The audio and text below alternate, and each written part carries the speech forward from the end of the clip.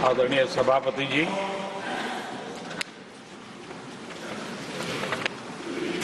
आदरणीय राष्ट्रपति जी ने भारत की उपलब्धियों के बारे में, दुनिया की भारत से अपेक्षाओं के बारे में और भारत के सामान्य मानवी का आत्मविश्वास, विकसित भारत बनाने का संकल्प, इन सारे विषयों को लेकर के विस्तार से चर्चा की है। देश को आगे की दिशा भी दिखाई है। आदरणीय राष्ट्रपति जी का अभिभाषण प्रेरक भी था, प्रभावी भी था और हम सब के लिए भविष्य के काम का मार्गदर्शन भी था। मैं आदरणीय राष्ट्रपति जी के उद्बोधन पर धन्यवाद करने के लिए उपस्थित हुआ हूं।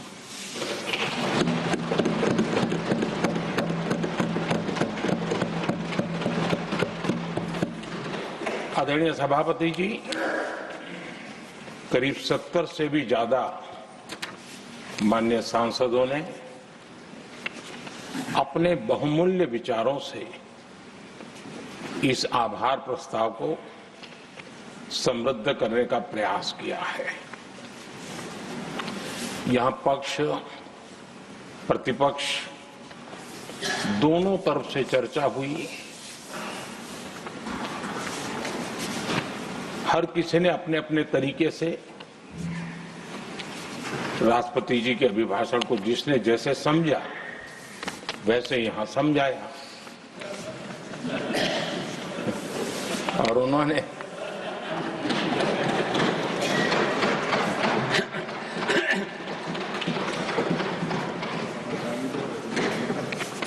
आदरणीय सभापति जी,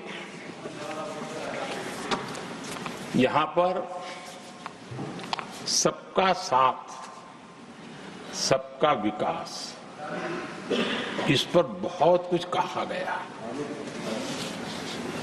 मैं समझ नहीं पाता हूं कि इसमें कठिनाई क्या है। सबका साथ, सबका विकास, ये तो हम सबका दायित्व है और इसीलिए तो देश ने हम सबको यहां बैठने का अवसर दिया है और उसमें,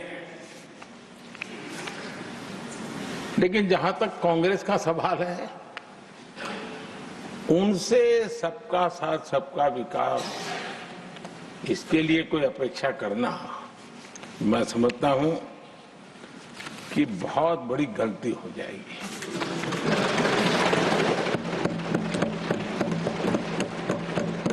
ये उनकी सोच के बाहर है, उनकी समझ के भी बाहर है और उनके रोड मैप में भी ये सूट नहीं करता है, क्योंकि वो इतना बड़ा दल एक परिवार को समर्पित हो गया है। उसके लिए सबका साथ, सबका विकास संभव ही नहीं है।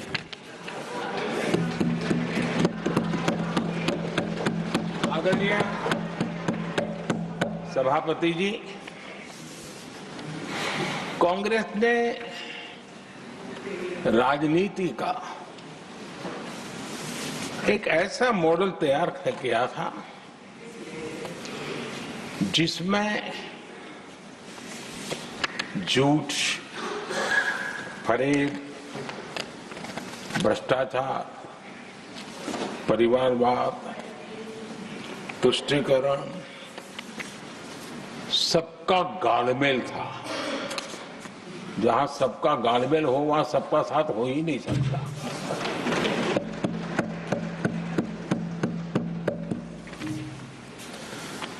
आदरणीय सभापति जी, कांग्रेस के मॉडल में सर्वोपरि है फैमिली फर्स्ट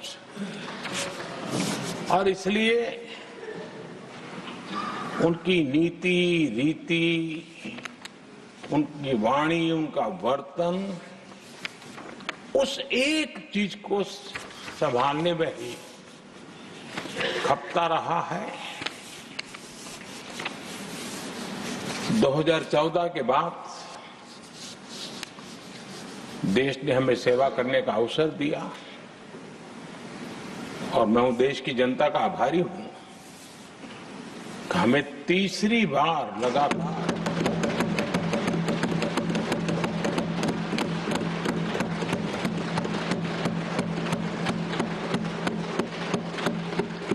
ये तीसरी बार जनता यहां पहुंचाती है। इतने बड़े देश में इतनी वाइब्रेंट डेमोक्रेसी हो, वाइब्रेंट मीडिया हो, हर प्रकार के बातें बताने की छूट हो, उसके बावजूद भी देश दूसरी बार, तीसरी बार हमें सेवा करने का मॉडल बनाती है। इसका कारण देश की जनता ने हमारे विकास के मॉडल को परखा है, समझा है और समर्थन दिया है। और हमारा ये विकास का मॉडल को अगर मुझे एक शब्द में कहना है तो मैं ये कहूंगा, नेशन फर्स्ट, राष्ट्र प्रथम। इसी एक उम्दा भावना और समर्पित भाव से हमने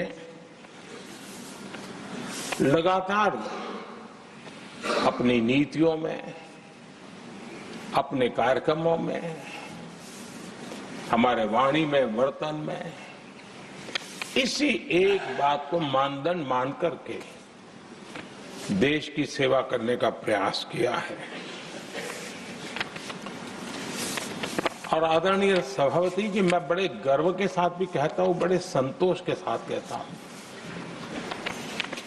कि एक लंबे अरसे तक, 5-6 दशक तक देश के सामने अल्टरनेट मॉडल क्या हो, तराजू पर तोलने का कोई अवसर ही नहीं मिला था। लंबे अरसे के बाद, 2014 के बाद देश को एक अल्टरनेट मॉडल क्या हो सकता है, अल्टरनेट कार्यशैली क्या हो सकती है, प्रायोरिटीज क्या हो सकती है, इसका एक नया मॉडल देखने को मिला है। और ये नया मॉडल तुष्टीकरण नहीं, संतुष्टीकरण पर भरोसा।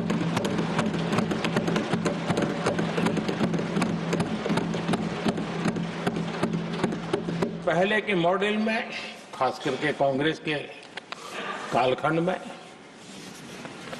तुष्टीकरण, हर चीज में तुष्टीकरण, यही उनका एक प्रकार से औषधि बन गई थी उनकी राजनीति को करने की। और उन्होंने स्वार्थ नीति, राजनीति, देश नीति, सबका एक घोटाला करके रखा हुआ था। तरीका ये होता था कि छोटे तबके को कुछ दे देना और बाकियों को तरसा कर रखना, और जब चुनाव आए तब कहना, देखो उनका मिला है, शायद आपको भी मिल जाएगा। और इस प्रकार से झुनझुना बांटते रहना, लोगों के आंखों पर पट्टी बांध करके अपनी राजनीतिक सियासत को चलाए रखना, ताकि चुनाव के समय वोट की खेती हो सके। यही कार्य चलता रहा। आदरणीय सभापति जी, हमारी कोशिश रही है कि भारत के पास जो भी संसाधन है, उन संसाधनों का ऑप्टिमम यूटिलाइजेशन किया जाए। भारत के पास जो समय है, उस समय का भी बर्बादी से बचा करके पल पल का उपयोग देश की प्रगति के लिए, जन सामान्य के कल्याण के लिए, उसी पर वो खर्च हो। और इसलिए हमने एक अप्रोच अपनाया, सैचुरेशन का अप्रोच।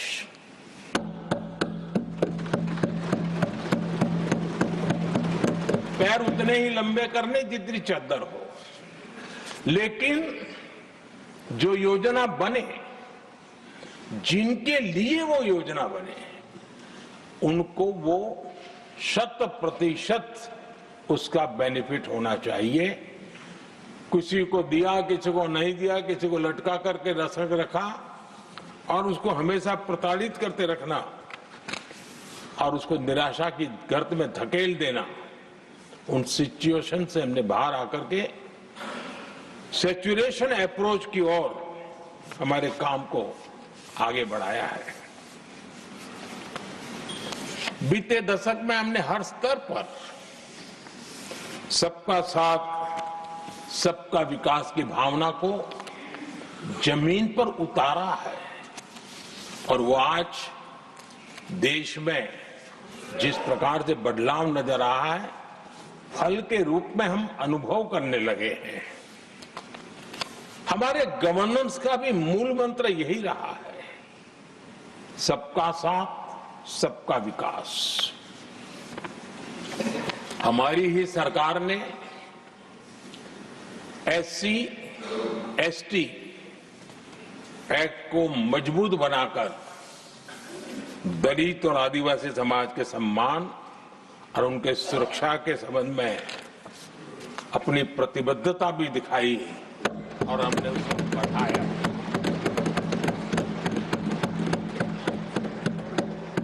आदरणीय सभापति जी, आज जातिवाद का जहर फैलाने के लिए भरपूर प्रयास हो रहा है, लेकिन 3 दशक तक दोनों सदन के ओबीसी एमपीज और सभी दलों के ओबीसी एमपीज सरकारों से मांग करते रहे थे कि ओबीसी आयोग को संवैधानिक दर्जा दिया जाए। ठुकरा दिया गया, इनकार किया गया, क्योंकि शायद उस समय उनकी राजनीति को ये सूट नहीं करता होगा,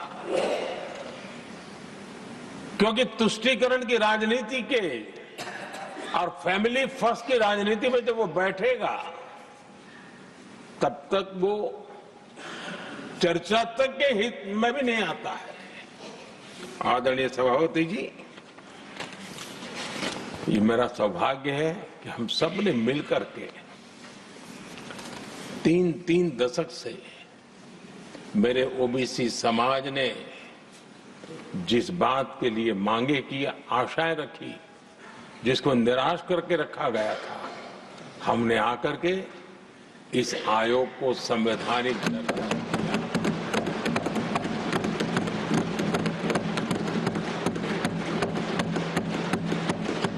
और हमने सिर्फ उनकी मांग पूरी की इतना नहीं, हमारे लिए उनका मान सम्मान भी उतना ही महत्वपूर्ण है, क्योंकि देश के 140 करोड़ देशवासियों को हम जनता जनार्दन के रूप में पूजने वाले लोग हैं। आदरणीय सभापति जी, हमारे देश में जब जब आरक्षण का विषय आया तो उसको एक तंदुरुस्त तरीके से समस्या के समाधान के लिए सत्य को स्वीकार करते हुए करने का प्रयास नहीं हुआ। हर चीज में देश में विभाजन कैसे हो, तनाव कैसे पैदा हो, एक दूसरे के खिलाफ दुश्मनी कैसे पैदा हो, वही तरीके अपनाए गए। देश आजाद होने के बाद जब जब ये प्रयास हुए हैं, इसी तरीके से हुए हैं। पहली बार हमारी सरकार ने एक ऐसा मॉडल दिया और सबका साथ सबका विकास के मंत्र की प्रेरणा से दिया कि हमने सामान्य वर्ग के गरीब